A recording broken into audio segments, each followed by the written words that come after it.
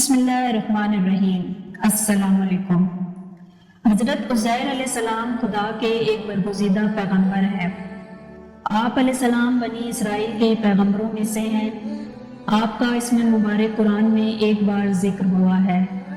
سورہ توبہ کی آیت نمبر 30 میں ذکر ہوتا ہے، یہود نے کہا کہ عزیر اللہ کے بیٹے ہیں۔ تاریخ یہودیت میں آپ علیہ السلام کو ایک خاص مقام حاصل ہے، کیونکہ بابل کے بادشاہ بخت النصر نے انہیں وسیع پیمانے پر قتل کیا اور ان کی زندگی درہم بھرم کر دی۔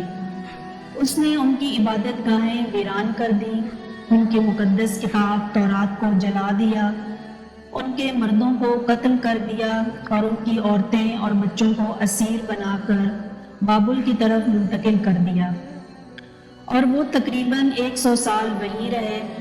اس کے بعد جب ایران کے بادشاہ کوروش نے بابل فتح کیا تو حضرت عزیر علیہ السلام اس کے پاس گئے اور یہود کی سفارش کی۔ کوروش نے حضرت عزیر علیہ السلام کی سفارش قبول کی اور کہا کہ یہودی اپنے اپنے شہروں کی طرف پلٹ جائیں اور نئے سرے سے تورات لکھی جائے۔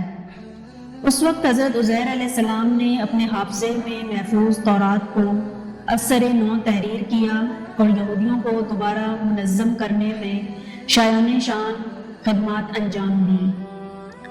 اس وجہ سے یہودی ان کے خاص احترام کے قائل ہیں اور انہیں اپنی نجات کا سبب اور اپنے مذہب و آئین کو زندہ کرنے والا سمجھتے ہیں۔ بس یہی چیز اس بات کا سبب بنی کہ یہودیوں کا ایک گروہ انہیں ابن اللہ یعنی اللہ کا بیٹا کہتے ہیں۔ البتہ عہد حاضر میں یہودیوں کا ایک ایسا کوئی عقیدہ نہیں ہے، لیکن قرآن میں اس بات کا تذکرہ اس بات کی حکایت کرتا ہے کہ پیغمبر اسلام صلی اللہ علیہ وسلم کے زمانے میں یہودیوں کا ایسا کوئی گروہ تھا جن کا یہ عقیدہ تھا۔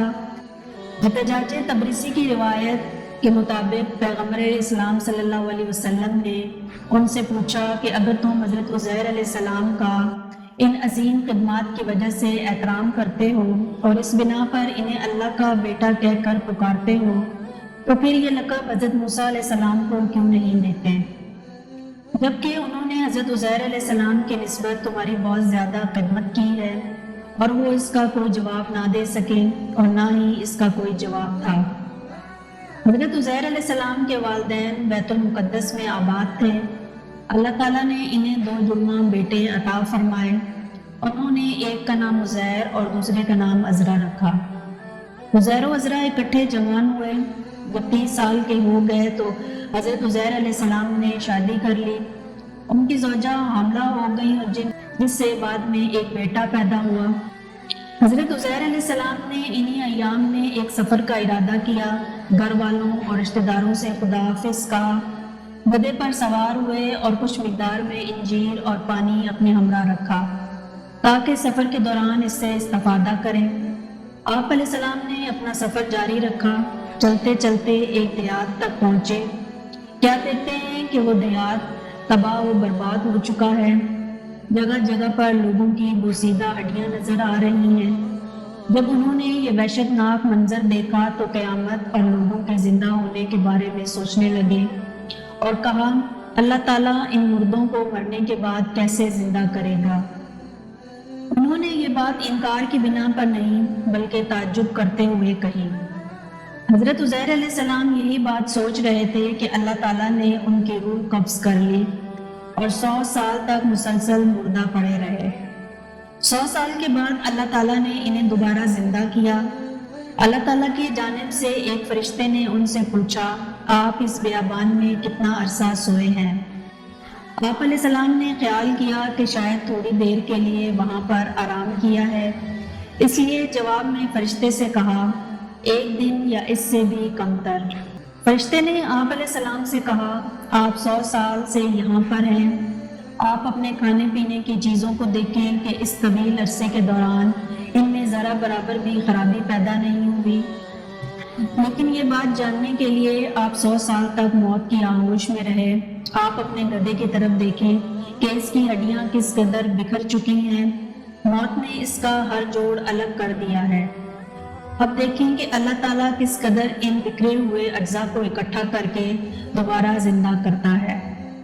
حضرت عزیر علیہ السلام نے جب گدھے کے زندہ ہونے کا منظر دیکھا تو کہا، میں جانتا ہوں کہ خدا ہر چیز پر قادر ہے، یعنی اب مجھے سکون و اطمینان ہو گیا ہے۔ میری نگاہ میں مسئلہ قیامت نے ایک متشکل صورتحال پیدا کر لی ہے اور میرا دل یقین سے سرشار ہو گیا ہے۔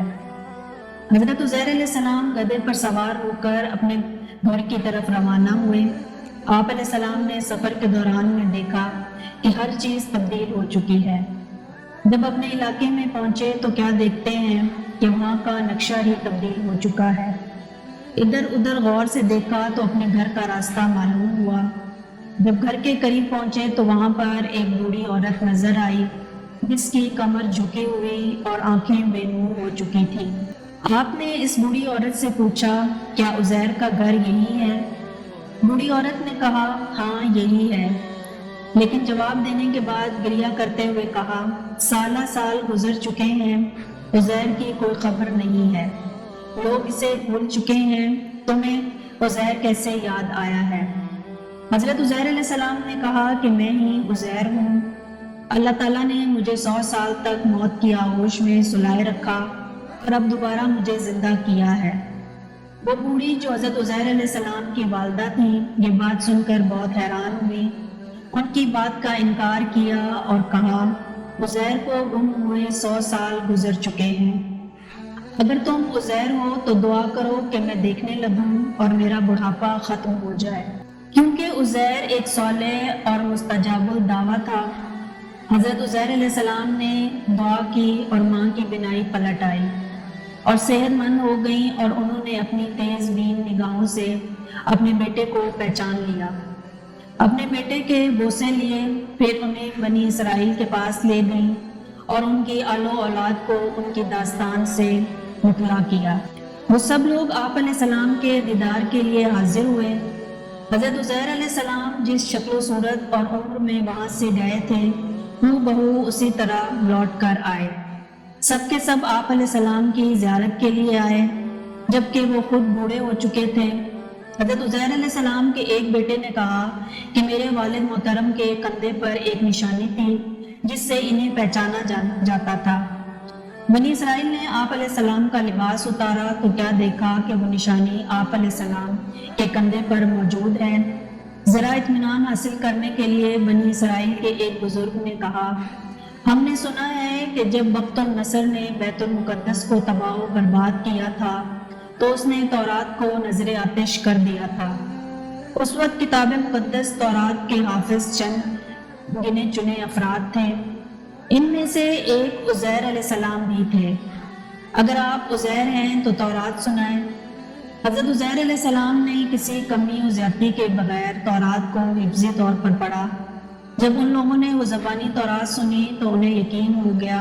انہوں نے حضرت عزیر علیہ السلام کو مبارکباد دی اور ان سے وعدہ کیا کہ وہ دین خدا کے وفادار رہیں گے، لیکن بہت جلد کفر کے پنجے میں گرفتار ہو گئے اور کہنے لگے کہ عزیر خدا کا بیٹا ہے۔ جیسا کہ سورہ توبہ کی آیت نمبر 30 میں ذکر ہوا ہے، کسی شخص نے حضرت علی علیہ السلام سے پوچھا کہ آپ کو معلوم ہے کہ کوئی بیٹا اپنے باپ سے عمر میں بڑا ہو؟ آپ نے فرمایا کہ عزیر کا بیٹا اپنے باپ سے بڑا تھا اور اس نے دنیا پر زیادہ زندگی گزاری۔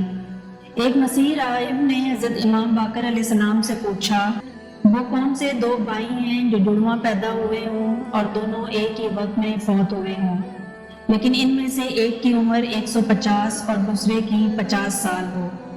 حضرت امام باقر علیہ السلام نے جواب دیا، وہ دو بھائی عزیر اور عزرا تھے کہ وہ دونوں جڑواں پیدا ہوئے۔ 30 سال کی عمر میں عزیر علیہ السلام اپنے بھائی سے جدا ہو گئے اور 100 سال تک مردوں کی صف میں شامل رہے، پھر زندہ ہوئے اور اپنے خاندان میں واپس آئے۔ 20 سال تک اپنے بھائی کے ہمراہ زندگی گزاری۔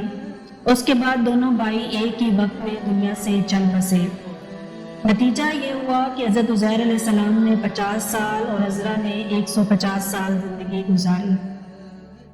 اگر آپ کو ہماری ویڈیو اچھی لگی ہے تو ویڈیو کو لائک کریں اور مزید اس طرح کی ویڈیوز دیکھنے کے لیے ہمارا چینل سبسکرائب کر لیں۔ ملتے ہیں نیکسٹ ویڈیو میں، اجازت دیجیے، اللہ حافظ.